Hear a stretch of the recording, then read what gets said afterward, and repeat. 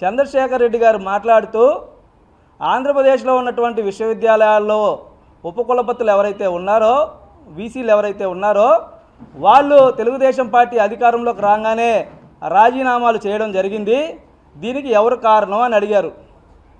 విద్యార్థి సంఘాలు ధర్నాలు చేస్తే ఎక్కడైనా వీసీలు రాజీనామా చేస్తారా అని చంద్రశేఖర్ రెడ్డిని అడుగుతా ఉన్నా. నువ్వు ఏదో 2 క్లిప్పింగులు చూపించావు. విద్యార్థి సంఘాలు యూనివర్సిటీల సమస్యల మీద వైస్ ఛాన్సలర్ని ప్రశ్నిస్తున్నటువంటి క్లిప్పింగ్లు ఏవైతే ఉన్నాయో, తగుదునమ్మా, నాకంటే మేధావి లేడు, అపర మేధావిని నేను, చూడండి అని చూపించావు. వాళ్ళ సమస్యల మీద వాళ్ళు ప్రశ్నిస్తే విద్యార్థి సంఘాలు ప్రశ్నించినటువంటి ఆ యొక్క క్లిప్పింగ్లను చూపించి ఉపకులపతుల్ని బలవంతంగా తెలుగుదేశం పార్టీ నాయకులు రాజీనామాలు చేయించాలని చెప్పేసి చంద్రశేఖర్ రెడ్డి గారు చెప్పడం జరిగింది. నేను అడుగుతా ఉన్న చంద్రశేఖర్ రెడ్డి గారిని, 2019లో మీరు అధికారంలోకి వచ్చిన తర్వాత ఆనాటి తెలుగుదేశం ప్రభుత్వంలో అన్ని విశ్వవిద్యాలయాల్లో పనిచేసినటువంటి వీసీల్ని మీ ప్రభుత్వంలో కొనసాగారా అని చెప్పి నేను అడుగుతా ఉన్నా. కొనసాగారా? కొనసాగలా. ఇప్పుడు ఉన్నటువంటి వీసీలు కొనసాగకుండా రాజీనామాలు చేస్తే ఎందుకు చేశారో మీకు తెలుసా? తెలీదు. నేను చెప్తా, వినండి. ఇప్పుడు మీరు పెట్టినటువంటి వైస్ ఛాన్సలర్లు ఎవరైతే ఉన్నారో ఒక్కడికి కూడా వీసీగా ఉండేదానికి అర్హత లేదు.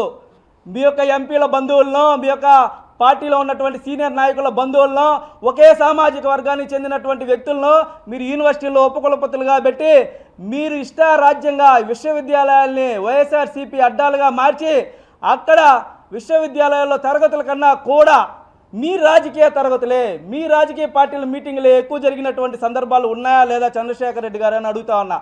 మీ యొక్క ఉపకులపతులు ఎందుకు రాజీనామా చేశారో తెలుసా నీకు?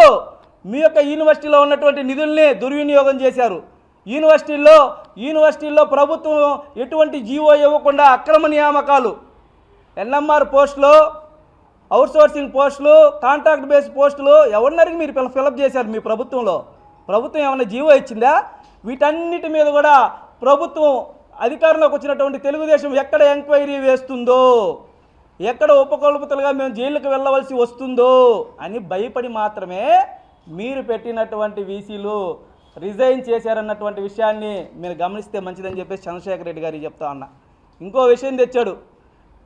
నాకంటే విద్యార్థుల పట్ల బాధ్యత ఏ ఎమ్మెల్సీకి లేదు, నాకున్నటువంటి బాధ్యత విద్యార్థుల మీద ఎవరు కూడా లేదు. అసెంబ్లీలో నేను ఒక్కడనే ప్రశ్నిస్తున్నా.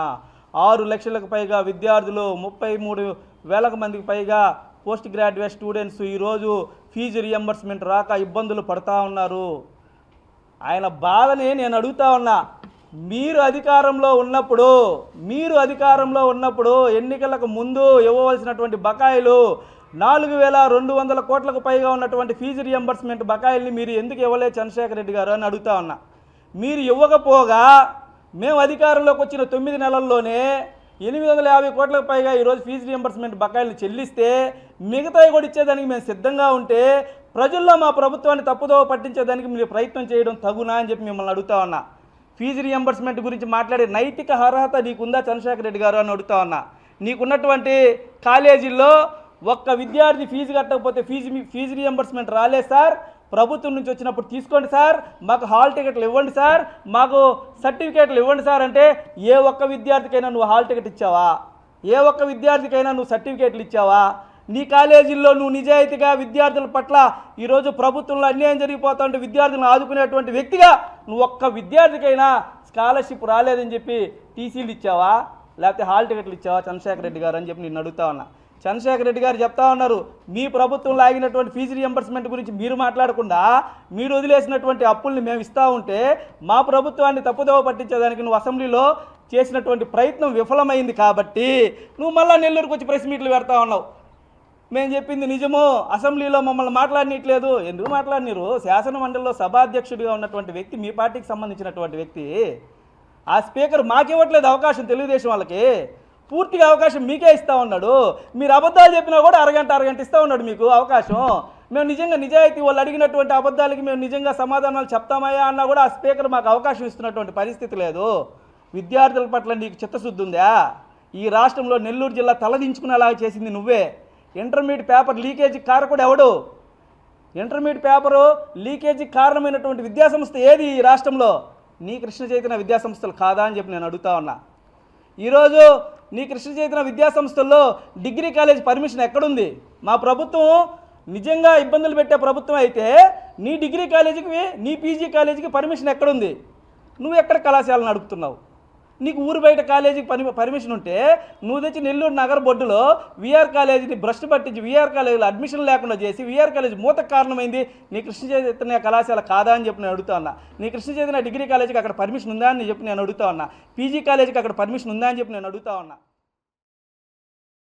Doctor Rajasekhar eye hospital super speciality eye care centre. కంటి ఆపరేషన్లకు చెన్నై, మధురై వెళ్లనవసరం లేకుండా ప్రపంచ స్థాయి ఆధునిక ఆపరేషన్లు ఇప్పుడు మన నెల్లూరులో. Doctor Rajasekhar MBBS MS senior retina surgeon గారిచే రెటీనా నరమ జబ్బులకు ఆపరేషన్లు, ఇంజెక్షన్లు, లేజర్స్, కంటి శుక్లాలకు ఆధునిక పద్ధతిలో కుట్లు లేకుండా ఫాకో సర్జరీ, నెలలు తక్కువగా పుట్టిన పిల్లలకు ఆర్ఓపీ ఇంజెక్షన్లు, నీటి కాసుల చికిత్స చేయబడును.